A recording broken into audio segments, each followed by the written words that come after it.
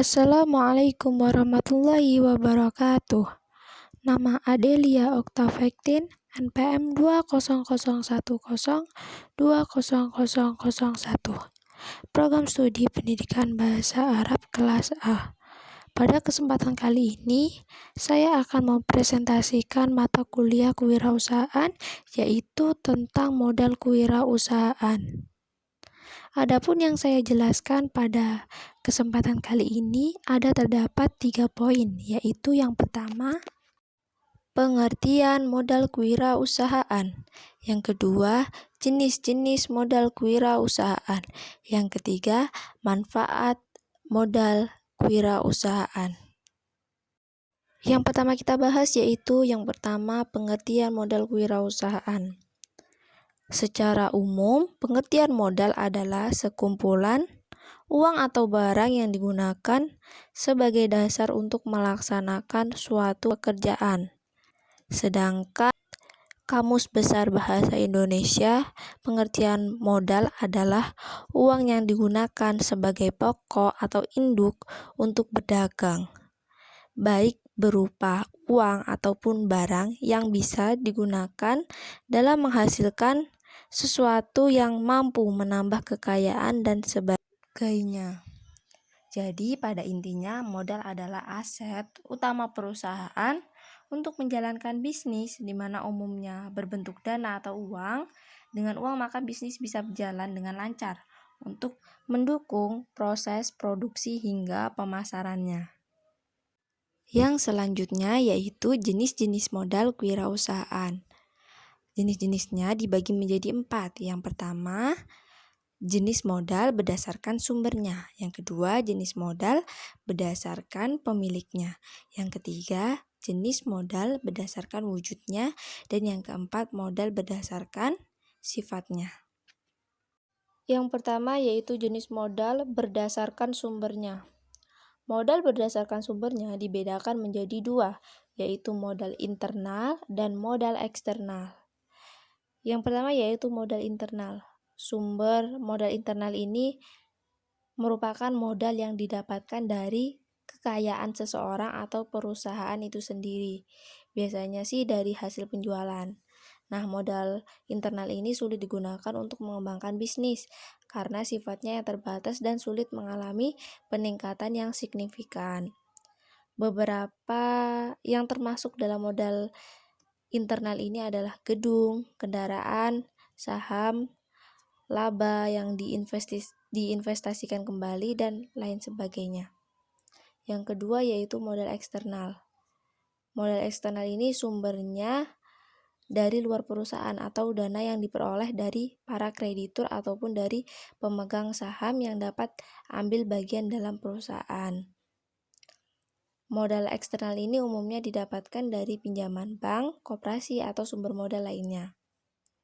Modal eksternal juga bisa didapatkan dari investor yang menanamkan modal kepada perusahaan.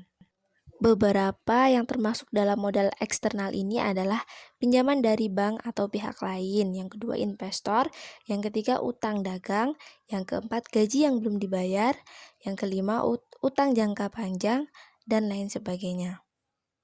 Yang kedua yaitu jenis modal berdasarkan pemiliknya.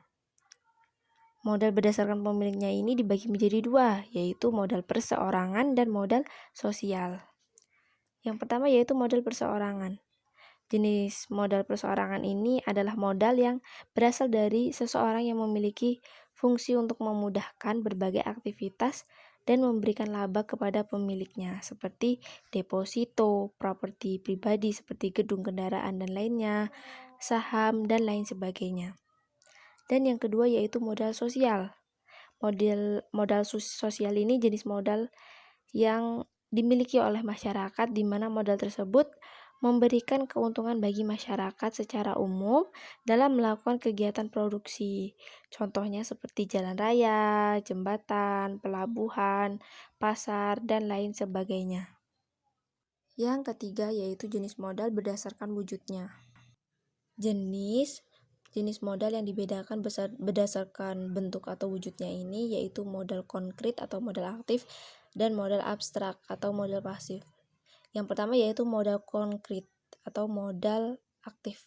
Modal konkret ini adalah modal aktif yang berarti dapat dilihat secara kasat mata atau berwujud. Contohnya seperti bahan baku, gedung atau tempat usaha, mesin, kendaraan, gudang, dan bentuk sarana prasarana lainnya. Yang kedua yaitu modal abstrak. Ini modal pasif. Nah, modal abstrak ini adalah kebalikan dari modal konkret di mana tidak terdapat barang yang terlihat atau secara kasat mata. Meskipun modal ini juga penting untuk keberlangsungan perusahaan. Contohnya seperti pengetahuan, skill tenaga, hak cipta, hal pendirian usaha, koneksi, nama baik perusahaan, dan lain sebagainya. Yang keempat yaitu modal berdasarkan sifatnya. Modal berdasarkan sifatnya dibagi menjadi dua jenis, yaitu modal tetap dan modal lancar. Yang pertama yaitu modal tetap atau fixed capital adalah modal yang dapat digunakan untuk kegiatan produksi dalam jangka waktu yang sangat lama atau beberapa kali proses produksi. Beberapa yang termasuk dalam modal tetap ini yaitu seperti tanah, gedung, mesin-mesin, kendaraan, komputer, dan lain sebagainya. Dan yang kedua yaitu modal lancar atau variable capital. Modal lancar ini adalah modal yang habis terpakai dalam satu kali proses produksi. Beberapa yang termasuk dalam modal lancar yaitu seperti bahan baku, bahan bakar, dan lain sebagainya. Dan pembahasan yang ketiga yaitu manfaat modal bagi perusahaan. Seperti yang sudah dijelaskan tadi, modal adalah hal vital yang wajib dimiliki perusahaan, apalagi untuk perusahaan yang sedang berkembang. Tanpa modal, bisnis akan kesulitan untuk menjalankan kegiatan-kegiatannya. Ketersediaan modal adalah untuk membantu memproduksi barang baru yang dibutuhkan manusia dengan tujuan dijual untuk memperoleh keuntungan. Berikut adalah manfaat modal bagi sebuah perusahaan. Yang pertama yaitu membayar sewa tempat. Tidak memiliki lahan untuk berbisnis berarti Anda memerlukan persewaan tempat. Ketersediaan modal penting untuk urusan sewa tempat dibanding harus membeli lahan yang harganya jauh lebih mahal. Dan yang kedua yaitu penyediaan bahan produksi. Modal diperlukan untuk menyediakan bahan-bahan produksi termasuk bahan baku, peralatan penunjang, dan mesin produksi. Pada bisnis yang menjalankan usaha di bidang penyedia produk, tentu membutuhkan modal untuk membeli peralatan produksi. Dan yang ketiga yaitu gaji pekerja. Untuk menjalankan perusahaan tak terlepas dari anggota-anggota perusahaan, dalam hal ini pegawai atau tenaga kerja, sehingga ketersediaan modal diperlukan untuk memberi hak-hak karyawan seperti gaji, tunjangan, bahkan asuransi keselamatan kerja. Dan yang keempat yaitu simpanan. Modal tidak harus sepenuhnya dialokasikan untuk kepentingan produksi, namun modal juga harus dalam bentuk simpanan. Hal ini untuk mengantisipasi hal-hal yang tidak diinginkan seperti defisit, kekurangan biaya operasional, atau terjadi peningkatan permintaan pasar. Yang terakhir yaitu kesimpulan dari penjelasan yang saya sudah jelaskan tadi, dapat kita ambil kesimpulan bahwa modal adalah salah satu faktor terpenting dari kegiatan usaha sebuah perusahaan. Setiap bisnis pasti membutuhkan modal, baik itu berupa uang, sarana dan prasarana, pengetahuan dan keterampilan, legalitas, serta modal lainnya agar dapat menjalankan kegiatan usahanya dengan baik. Demikian penjelasan ringkas mengenai pengertian modal, manfaat, sumber dan jenis-jenisnya yang bisa kita pelajari. Semoga bermanfaat dan menambah wawasan. Terima kasih. Wassalamualaikum warahmatullahi wabarakatuh.